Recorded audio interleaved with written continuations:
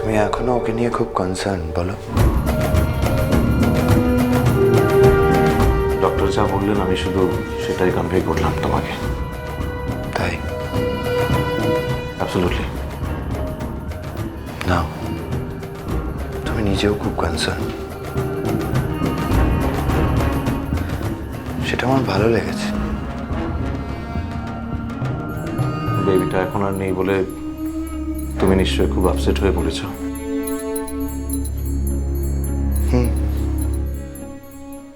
তা তো একটু পড়েছি।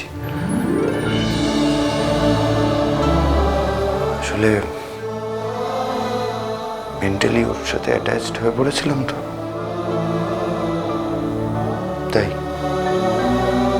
তবুও তো ও তোর নিজের বাচ্চা ছিল না বিক্রম। মা, আমি বিশ্বাস করি না যে এই পুরো প্রসেসটা শুধু শারীরিক। আমি বিশ্বাস করি যে এটা যতটা শারীরিক তার চেয়ে অনেক বেশি মানসিক।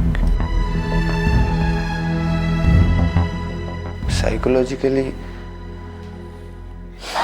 আমি বেবিটাকে নিজের ভেবে ফেলেছি। হ্যাঁ, দেখো না, যেমন উঠছি, ওর সাথে তো কমলিকার এখন কোনো সম্পর্ক নেই, কিন্তু তাও ও কমলিকার বিপদে ছুটে এসছে।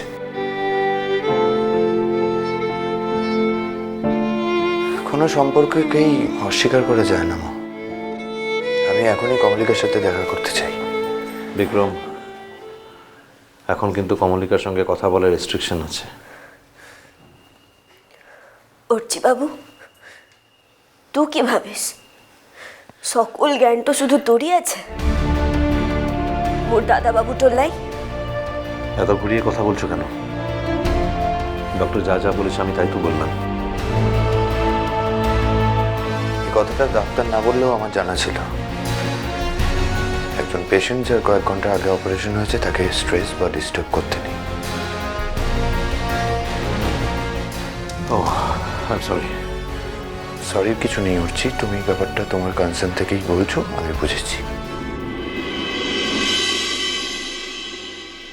অর্চি বাবু, তুই কি এখন ঘরতে যাবে?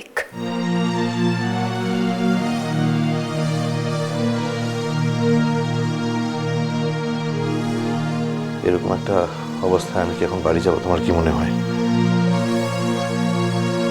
তা অবশ্য ঠিক, তুই এখন কেমনে ঘরতে যাবে, কিন্তু মু যাবক। তুমি বাড়ি যাবে? হি, মোর মন তেলিছে মোর এখন এখানতে থাকার কোনো দরকার তো নাই।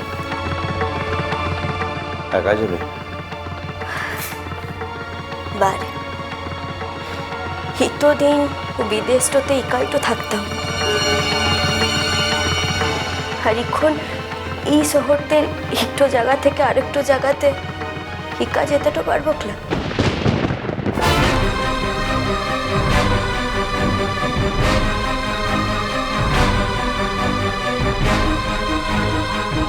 বাহ,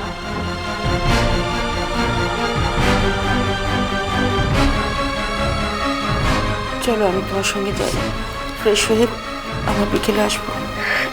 ঠিক আছে, চল কেনা। বিক্রম, উঠছি, তোরাও জানা একটু ক্যান্টিনে গিয়ে কিছু খেয়ে টেনে। আর অর্চিত তো কাল থেকে কিছু খাইনি রে,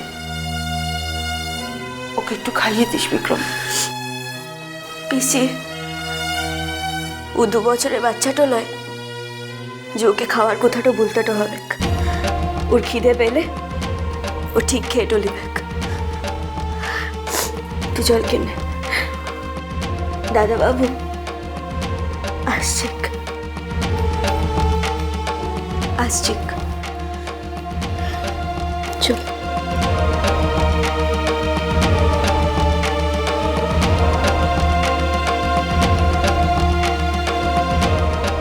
আমি মেম সাহেবের সাথে দেখা করতে যাচ্ছি, তুমি কি যাবে?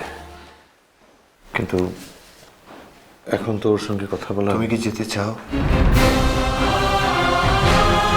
না, আমি এখানে আছি, তুমি তুমি যাও।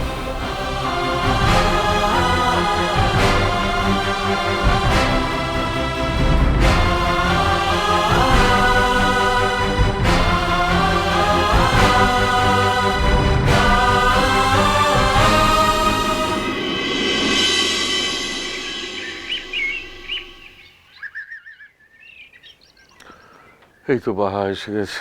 আয় মা, আয় আয়। হ্যাঁ রে, কাল নিশ্চয়ই সারা রাত চোখের পাতা এক করতে পারিস নি। খুব কষ্ট হয়েছে না রে? লালা, আচ্ছা, অর্চির এখনো আসার সময় হলো না কেন রে? কোথায় সে? ও তো আসে ক্লাই, ও আসবে কেমনে? দিদিমণির এত বড় একটা ব্যাপার পরে ও আসতে তো পারে। এই আমরা আমরা সব শুনেছি রে বাহা, বিক্রম এখনো আসেনি। হে এসেছে। আমরা এই ভয়টাই পাচ্ছিলাম।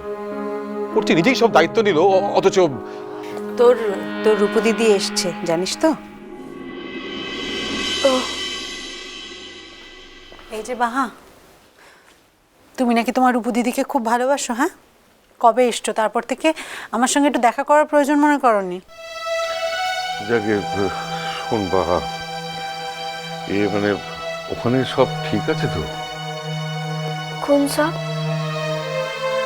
না, ওই বিক্রম এলো না, মেজবৌমা আমাদের কিছু বলেনি, কিন্তু আমরা তো পরে সবই জানতে পারলাম।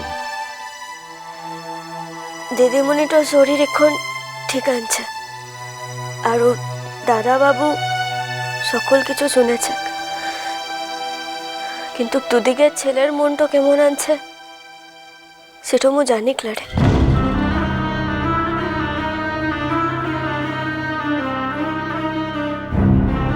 বাহাদুর কি হয়েছে রে?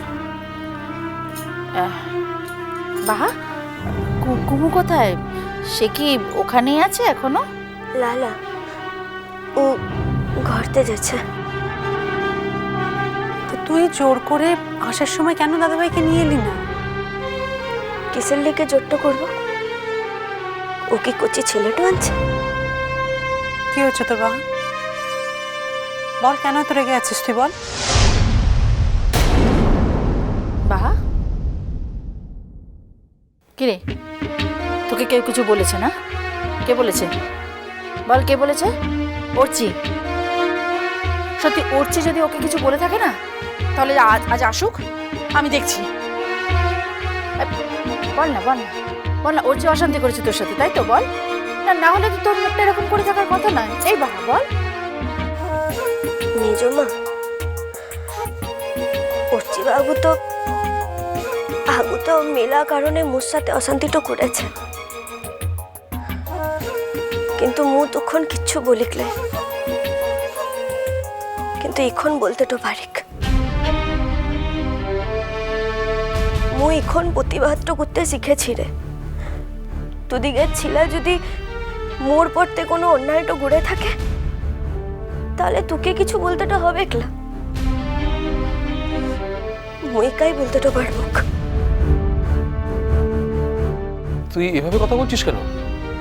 হ্যাঁ, তুই তো এভাবে এই ভাষায় আমাদের সঙ্গে কখনো কথা বলিস না। মু তোদিকে আঘাত তো দিতে চাইলা রে। যদি মোর ব্যবহারটা তোরা আঘাত তো পেন থাকিস, মু সেটা ইচ্ছে করে করিলাই রে। আয় আমার কাছে, আয়, এখানে বস বস। হ্যাঁ রে, রাত্রিরে কিছু খেয়েছিলি? বড় বাবু, মু যদি 3টো দিনও লা খেয়ে থাকিলা, ওর খিদেটা সহ্য করার ক্ষমতাটা আনছে রে, কিন্তু অপমানটা সহ্য করার ক্ষমতাটা লাই। ঠিক বুঝেছি, কিছু একটা হয়েছে। কি হয়েছে বাহা? বাহা, খুলে বল তো আমাদের। মিষ্টি কুটুম মিষ্টি কুটুম মিষ্টি কুটুম।